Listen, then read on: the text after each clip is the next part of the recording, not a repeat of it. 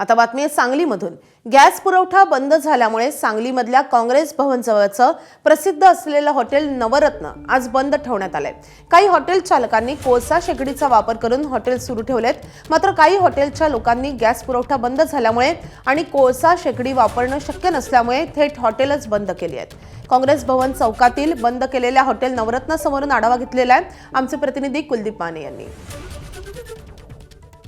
सांगली शहरामधील गॅस पुरवठ्याचा परिणाम हॉटेल चालकांना 2 दिवसापासून जाणवत होता, मात्र आज याची भीषणता प्रचंड जाणवू लागली आणि त्यामुळेच सांगली शहरातील काँग्रेस भवन चौकातील जे हॉटेल नवरत्न एक मोठं हॉटेल आहे, या ठिकाणी रहदारी मोठ्या प्रमाणात असते।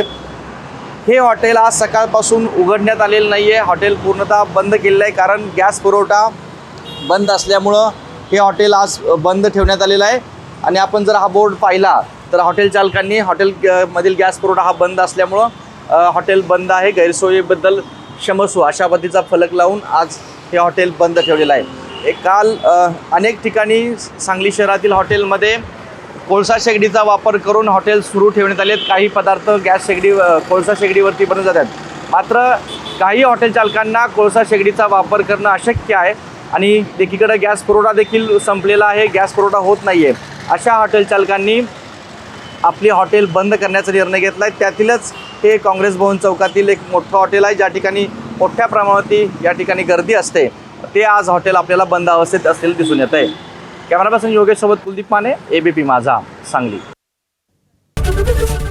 एबीपी माझा, उघडा डोळे बघा नीट।